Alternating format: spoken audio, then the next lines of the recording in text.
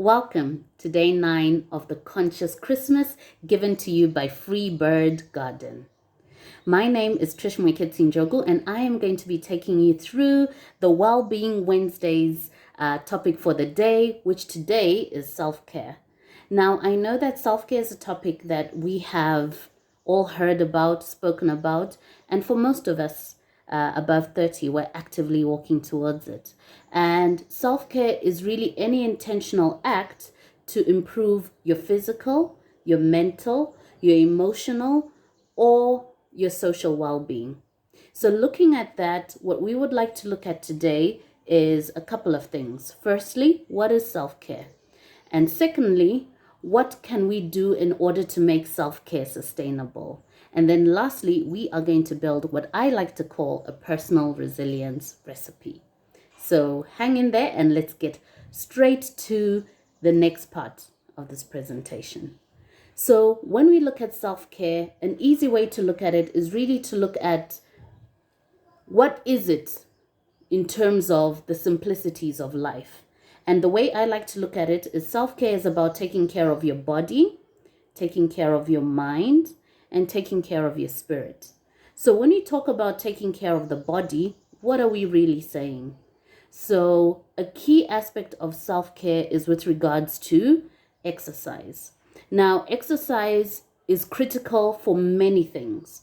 One of them is, of course, to keep our bodies healthy. And then another one is to ensure that we are able to face the challenges that come towards us on a daily basis. So what does it mean to take care of yourself in terms of the physical aspect of self-care? That can mean exercise. Exercise can be anything from walking, running, whatever type of dancing as well, whatever type of physical exercise works for you. Another aspect of physical self-care is the aspect of rest and sleep. Now, we hear doctors tell us all the time that it's important to get sufficient rest. And as we grow a little bit older, you start to see that this is such a critical part of ensuring that your physical self-care is taken care of. Now, ideally, we should all be getting about 8 hours of sleep. But for many other reasons, this may or may not be happening. So what wellness and self-care is all about is being intentional with regards to making sure that these things are done. So another aspect with regards to taking care of our bodies is making sure we eat right. Now, I love fast food as much as the next person. But when we talk about eating right, we talk about making sure that we have a balanced meal at least on most days of the week. So that means also being very intentional about how we prepare our meals and what we serve on the plate.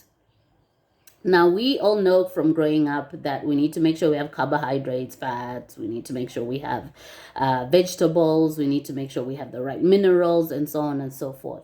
So if you look onto YouTube or many other social media sites, there are fantastic recipes that are being shared that can help you create tasty, delicious, and easy meals in order to ensure that you are eating well. Another aspect, which I know we hear about all the time, but sometimes you don't always put into action, is the importance of drinking water. Now, if you're not a water drinker, it's a little bit challenging for you to do 2 liters of water every day just from nowhere. So my recommendation is let's look at what we can do on a daily basis to slowly build up the muscle towards drinking adequate amounts of water. Sometimes you may find that you're feeling a little bit hungry, but after you drink water, all of a sudden you're feeling much better. A lot of the time, the body gives us different cues to drink water. So my recommendation, start slow and build it up gradually. Another aspect that I would like us to dive into is looking at how to take care of our minds. Now, we hear people talk a lot about ensuring that the environment with which we are operating is clear of toxicity and several other things. My recommendation to us is to look at what can we do on a daily basis that can help us ensure that we are building resilience within our minds and also building the muscle for taking care of our minds. And there are different ways in which we can do this. For me, I think the most important thing that we need to consider when it comes to self-care with regards to taking care of our minds is ensuring that we talk to ourselves well. We need to be kind. You got to be kind to yourself. And what that means is when faced with a scenario, it's a good idea to take a pause and to think about, if I was hearing about the same scenario that my friend was going through, how would I address it? Would I address it with compassion? Would I address it with love? Would I address it with kindness? And would I address it with grace? Usually, we find that we talk badly to ourselves. Oh, you should have done it. You can do a little bit more. Why are you so lazy? Why is it that you never get anything done? So we really need to be mindful about how we speak to ourselves. So speaking to ourselves with kindness, with compassion, and treating ourselves the way we would most likely treat other people is a good way to approach how we take care of our minds, where self-care is concerned. Another aspect about looking after our minds in terms of self-care is also to ensure that we engage our mind with things that really do spark interest and excitement within us. So maybe your aspect of building your mind is with regards to music. Maybe you love music. You can learn the lyrics to a new song. You can learn a new language.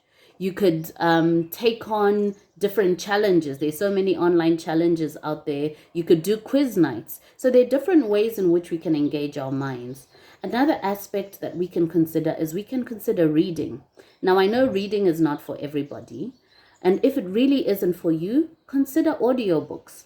And if you don't have patience for that either, there are so many different resources on YouTube that with 10 minutes only per day, or podcasts on Spotify, 10 minutes per day would be really, really helpful in terms of helping you feed your mind with the correct kind of information that helps you grow, that helps you nurture the love that you can have for yourself. And you'll also find that with just 10 minutes in a day, you are able to accomplish something sometimes that you've been trying to do for months. So like everything, start gradually and slowly build yourself up. Another aspect that we can consider is looking at different mindfulness practices. So the beauty behind mindfulness is there are different things that you can do. And most of these things help us in terms of ensuring that our mind is in the right state, our body is in the right state, and it really gives us an opportunity to take a pause and think through the self-care that we are trying to implement.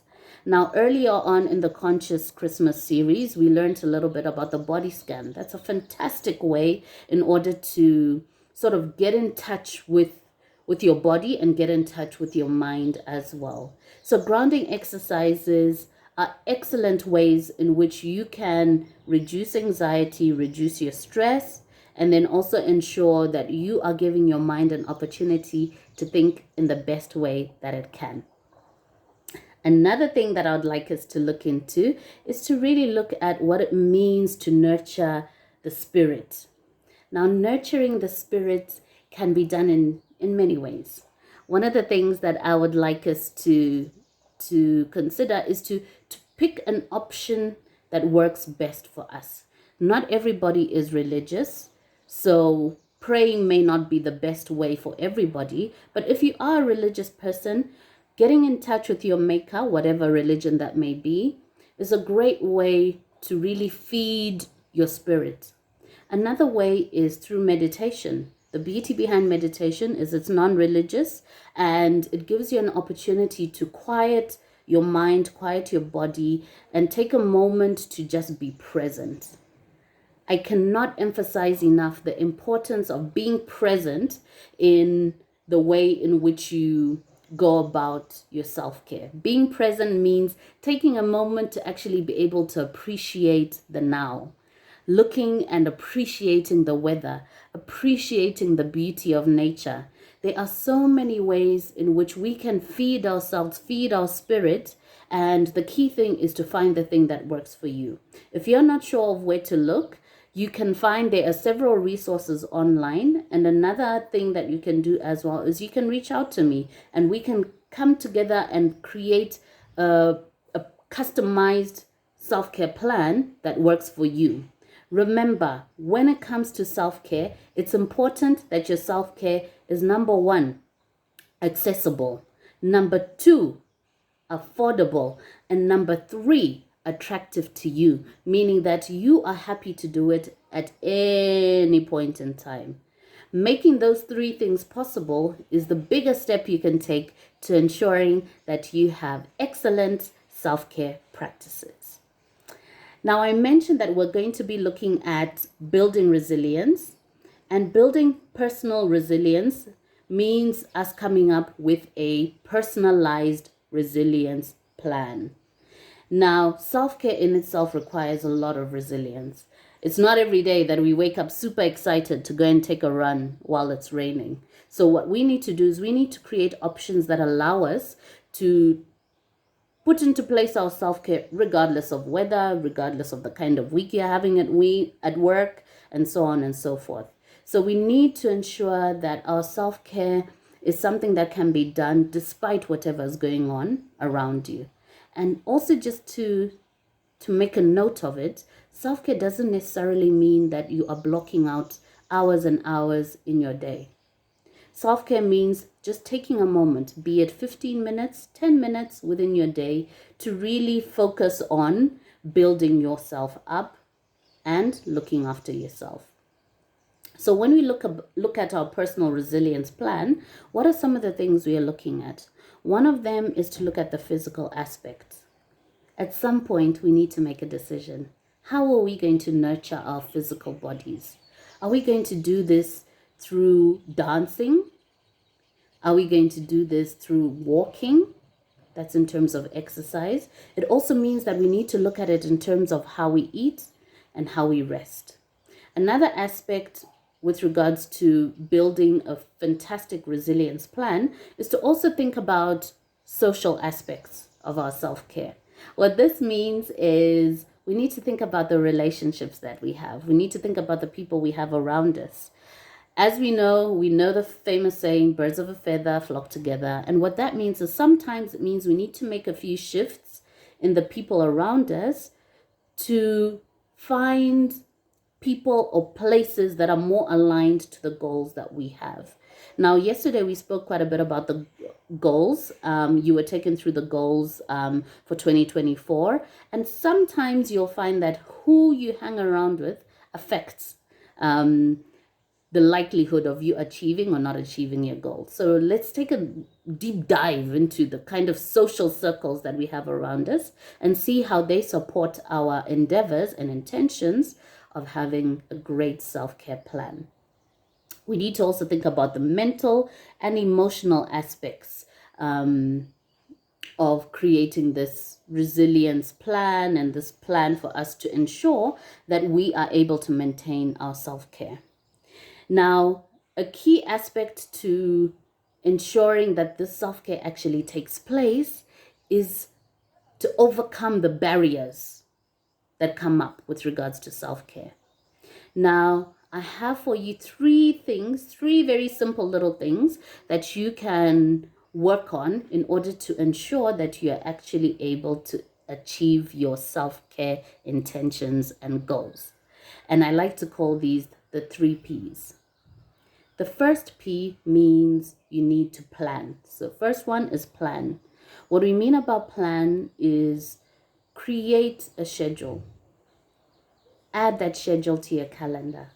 Ensure that that schedule is sustainable. So let's say if your idea is to walk a couple of minutes every day, what we are looking at is making sure we schedule this time within our calendar. So we schedule just like we do all our meetings, just like we do all our social engagements. Scheduling our self-care ensures that our plans actually come to fruition.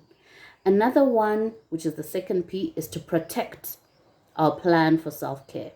What this means is being able to be adamant to say, I'm sorry I can't make it to that engagement right now. I have something else that I've been working on. Or I'm sorry I'm not able to make that meeting. I have another engagement. It is not necessary for you to reveal what the other engagement is, but what is necessary is for you to stay true to yourself and to ensure that you protect the plans that you had made for yourself with regards to self-care. And you put and do all you can to ensure that you protect this plan as much as possible. Of course, there are instances where things do come up. Give yourself and cut yourself a little bit of slack. It just means that you need to find ways to make it a little bit more flexible. So flexibility is also key. As much as we want to protect it, we also want to make it flexible, because also that gives us an opportunity to be able to adopt self-care regardless of where we are in terms of location and what we are doing in terms of whatever's going on within our environment. The third thing is we need to proceed. What it means to proceed is you need to be able to do it even when you don't feel like it. So that one is pretty self-explanatory. We all have days where we look at the weather and it's not very encouraging. Maybe your plan was to go for a run or walk that day, but it's pouring out. Although you may not be able to take your walk or your run, we need to be able to substitute. So what I'm saying is be a little bit flexible. Sometimes we don't feel like doing it, but then you'll find that as soon as you start, a trick that I like to use is I'll just do it for 10 minutes. And I know that the moment I start, I'm going to see it through to the end. So it's really important that we proceed with our self-care regardless of how we are feeling. And this is important because being able to push up those endorphins and have your body moving and doing all that it should is a very critical part of us ensuring that we keep our anxiety, stress, and so many other things in check. So as I say that, I would like to encourage us all to make a commitment to working on our self-care. How you do it is up to you, but what I will say is just make sure you do it. Commit to yourself. Give yourself the gift of self-care. And as a last tip, again, I would like to reiterate, self-care is every intentional act you make towards improving yourself. And self-care needs to be accessible, affordable, and it needs to be, it needs to be accessible, affordable, and it needs to be attractive. Thank you very much for listening, and I'm looking forward to seeing you in the next video.